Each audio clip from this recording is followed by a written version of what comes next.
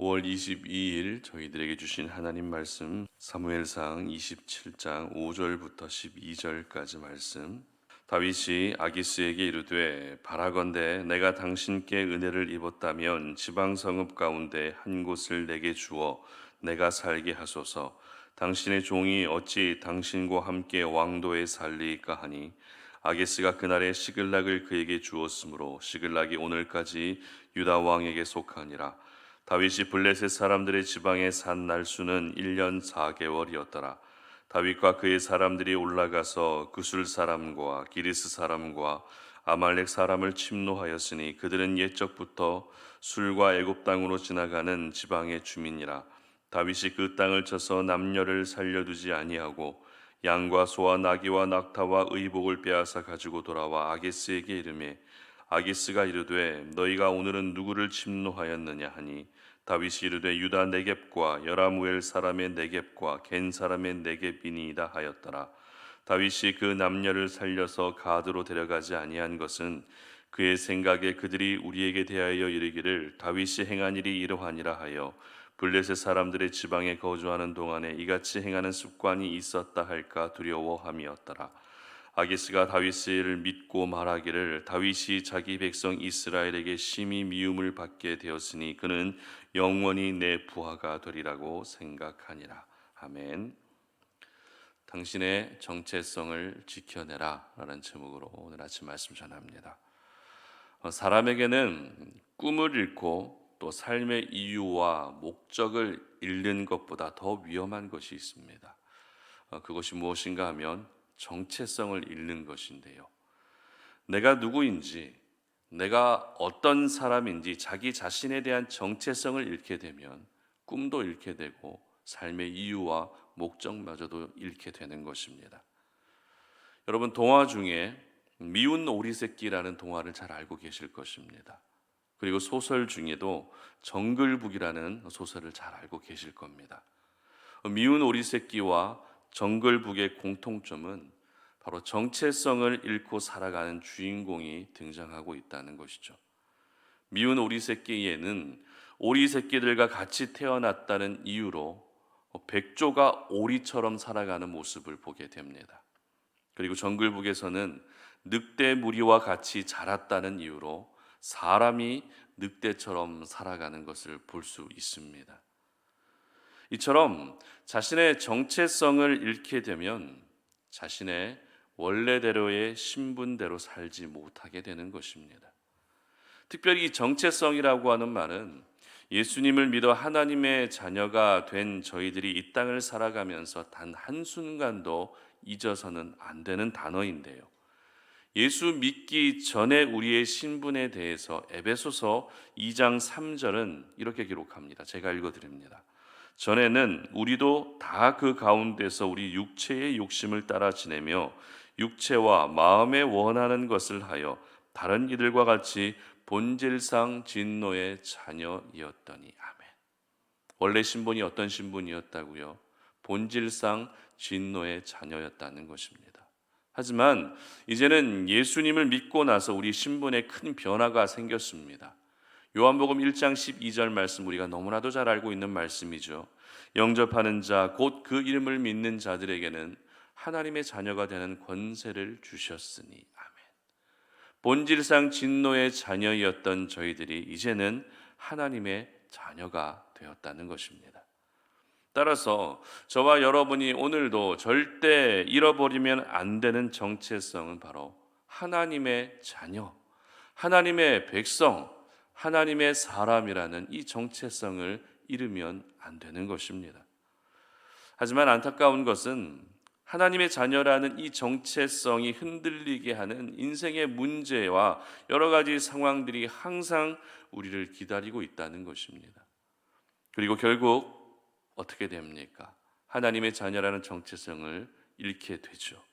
하나님이 원하시는 길을 살아가는 것이 아니라 내가 원하는 길대로 나아가게 되는 우리의 모습을 볼 때가 참 많이 있는 것 같습니다. 오늘 본문의 다윗이 바로 이러한 모습을 잘 보여주고 있습니다. 다윗의 도피 생활은 크게 세 부분으로 나뉘어지는데요. 첫 번째는 노베에서 진설병과 골리앗의 칼을 받고 또 아둘람 굴에서 돌봄이 필요한 사람들을 만나는 장면이 도피 생활의 1단계입니다. 그리고 두 번째는 두 번에 걸쳐서 사울을 죽일 수 있었음에도 불구하고 사울을 살려주었던 이야기와 그리고 아비가일을 아내로 맞이하는 이야기가 다윗의 도피 생활의 두 번째입니다. 그리고 마지막 세 번째는 오늘 본문에 해당되는 블레셋 땅으로 피신한 내용입니다. 이렇게 다윗의 도피 여정을 세 부분으로 나누어서 보게 되면 그래도 두 번째 여정까지는 나름대로 위기 가운데에서도 믿음을 지키며 매 순간 하나님이 도우시는 은혜를 잘 경험했습니다. 그러나 마지막 세 번째 여정에서는 무언가 조금 아쉬움이 남는 다윗의 모습을 보게 된다는 것이죠. 아쉬움이 남는 다윗의 모습이란 어떤 모습입니까? 바로 하나님의 사람이라고 하는 이 정체성을 혹시 잠시 잊고 있었던 것은 아닌가라는 그와 같은 아쉬움이 남는다는 것입니다. 세 번째 여정에 해당된다는 것은 지금 사울을 피해서 도망가고 있는 이 기간이 꽤 길어지고 있다는 것을 의미하겠죠. 이렇게 되면 다윗은 몸도 마음도 지칠 수밖에 없습니다. 분명 하나님이 이 모든 도피의 여정을 끝내주시기는 하시겠지만 그 끝이 보이지 않다 보니 다윗도 점점 마음이 흔들리고 있었던 것입니다. 어제 본문 중에 1절 상반절의 기록을 보면 이렇게 기록합니다. 함께 읽어봅니다. 1절 상반절입니다. 다윗이 그 마음에 생각하기를 내가 후일에는 사울의 손에 붙잡히리니. 무슨 말입니까? 결국 내가 사울의 손에 붙잡히게 될 것이다 라는 이런 생각을 하게 됐다는 것입니다. 도피 기간이 길어지면서 다윗의 믿음과 마음이 점점 흔들리고 있다는 것을 보여주고 있는 부분인 것이죠. 그리고 어떤 결정을 내리고 있습니까? 블레셋 땅으로 피해야 되겠다. 블레셋 땅으로 내가 도망가야 되겠다라는 이러한 결정을 내리고 있는 것입니다. 물론 이렇게 결정한 이유가 블레셋으로 피하게 되면 사울이 쉽게 쫓아오지 못할 것이기 때문에 전략적으로 피한 것이다라고 볼 수도 있습니다. 하지만 그 과정에서 다윗이 가드 왕 아기스에게 어떤 이야기를 하고 있는가 하면 5절 말씀을 함께 읽어보도록 합니다. 다윗이 아기스에게 이르되 바라건대 내가 당신께 은혜를 입었다면 지방 성읍 가운데 한 곳을 내게 주어 내가 살게 하소서. 당신의 종이 어찌 당신과 함께 왕도에 살리까 하니. 바로 자신을 어떻게 여기고 있습니까? 이방 나라의 왕의 종으로 고개를 숙이고 있다는 것입니다. 처음 아기스 왕을 만났을 때에는 미친 척하며 위기를 피했지만 이번에는 아기스 왕의 종으로 여겨달라며 도움을 구하고 있었던 것입니다. 이러한 다윗의 모습은 전략적으로도 볼 수 있지만 우리는 본문 전체적인 흐름으로 보게 되면 다윗의 그 긴 도피 여정을 보게 되면 지금 이와 같은 모습은 하나님의 사람으로서의 모든 자존심까지도 포기하고 있었던 것으로 이해하게 됩니다. 그만큼 지금 다윗은 오랜 기간 도피 생활에 지쳐 있었다는 것입니다. 몸과 마음이 모두 연약해져 있었다는 것입니다. 그리고 결국 이렇게 고개를 숙이며 들어온 다윗을 보면서 아기스 왕이 다윗에게 어떤 이야기를 하고 있습니까? 12절 말씀 보시기 바랍니다. 아기스가 다윗을 믿고 말하기를 다윗이 자기 백성 이스라엘에게 심히 미움을 받게 되었으니 그는 영원히 내 부하가 되리라고 생각하니라. 바로 다윗을 자신의 부하로 여기게 되었다는 것입니다. 여러분, 다윗이 누구입니까? 기름 부음 받은 사람입니다. 사울에 의해서 무너져가고 있던 이스라엘 왕국을 다시 일으켜 세울 하나님이 세우시는 왕입니다. 그리고 왕으로 세워지기 전에 이 도피 생활을 통해서 연단의 시간을 겪고 있었습니다. 더욱더 위대한 하나님의 사람으로 세워지기 위해 훈련의 과정들을 거쳐가고 있었습니다. 그러나 오늘 사울을 피해서 블레셋 땅으로 들어간 다윗은 이스라엘의 예비된 왕의 모습이 아니라 블레셋 왕의 부하, 블레셋 왕의 종으로밖에 여겨지지 않는다는 것입니다. 오죽했으면 아기스 왕조차도 영원히 내 부하가 될 것이다라고 이렇게 생각하고 있었겠습니까? 그리고 다음에 살펴볼 말씀이지만 블레셋으로 들어간 결과 다윗은 동족들과 같은 유대 민족들과 싸워야 되는 난처한 상황에 처하게 됩니다. 그리고 아내와 자녀들이 아말렉 사람들에게 붙잡혀가게 되는 일까지 겪게 됩니다.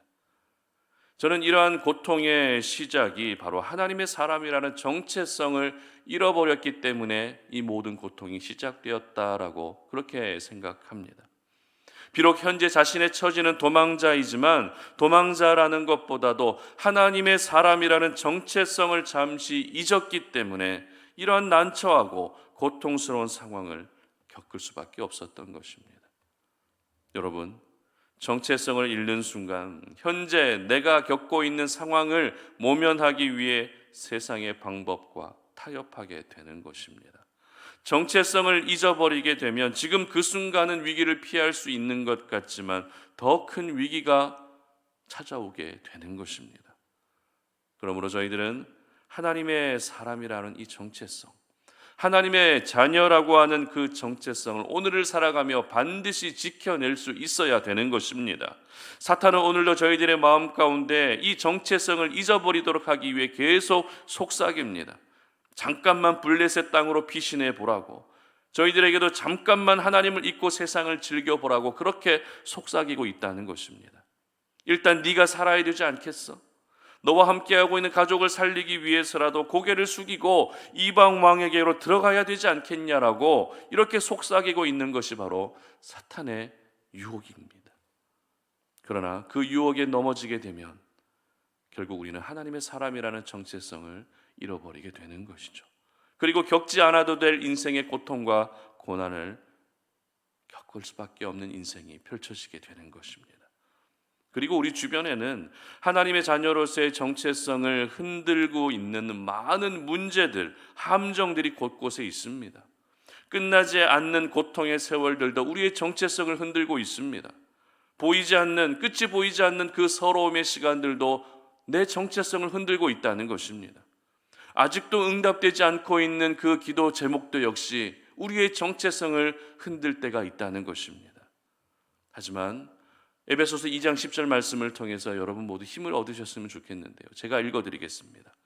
우리는 그가 만드신 바라 그리스도 예수 안에서 선한 일을 위하여 지으심을 받은 자니 이 일은 하나님이 전에 예비하사 우리로 그 가운데 행하게 하려 하심이니라. 아멘. 그렇습니다. 저와 여러분은 하나님이 만드신 자녀라는 것입니다. 선한 일을 위해 지으심을 받은 하나님의 자녀라고 분명히 말씀하고 계십니다. 그러므로 오늘 하루 살아가실 때 내가 하나님의 자녀다라고 하는 이 정체성이 결코 흔들리지 않으시기를 바랍니다. 하나님, 오늘도 내가 살아가면서 이 힘든 시간들 속에서 정체성만큼은 결코 무너지지 않도록 지켜주시옵소서라고 그렇게 기도하는 시간이 되시기를 바랍니다. 그래서 하나님의 사람, 하나님의 자녀로서의 이 정체성을 어떤 상황에서도 지켜내셔서 결국에는 여러분을 살려주시고 구원해 주시고 또 가장 선하고 좋은 곳으로 채워주시는 하나님의 은혜를 경험할 수 있는 귀한 날이 되시기를 주님의 이름으로 축복합니다. 함께 기도하겠습니다. 살아계신 아버지 하나님, 감사합니다. 오늘도 이 아침에 우리가 주의 말씀을 통해 오늘 이 하루를 살아갈 힘을 공급받고 오늘 이 하루를 살아갈 방향을 또 우리가 제시받습니다. 아버지 하나님, 우리가 이 땅을 살아갈 때에 하나님의 자녀라고 하는 그 정체성이 흔들리는 순간 모든 것들이 무너질 수밖에 없는 것임을 기억합니다. 오늘도 사탄은 우리에게 잠시 이방 땅으로 블레셋 땅으로 피하라고, 네가 먼저 사는 것이 중요하지 않겠느냐라고 그렇게 속삭이고 있지만 하나님, 내가 결코 타협하지 아니하도록 도와주시옵소서. 하나님의 자녀라고 하는 이 정체성을 잃어버리고 세상과 타협하는 일들이 생기지 아니하도록 도와주시옵소서. 고통의 시간을 보내고 있다 할지라도, 이해가 되지 않는 시간을 보내고 있다 할지라도 하나님의 자녀로서의 정체성만큼은 결코 흔들리지 않게 하시고, 그래서 이 정체성을 지켜냈을 때 결국에는 우리를 살리시고 우리를 구원해 주시는 하나님의 놀라운 은혜를 경험하는 저희들 되게 하여 주시옵소서. 감사드리며 예수님의 이름으로 기도드립니다. 아멘.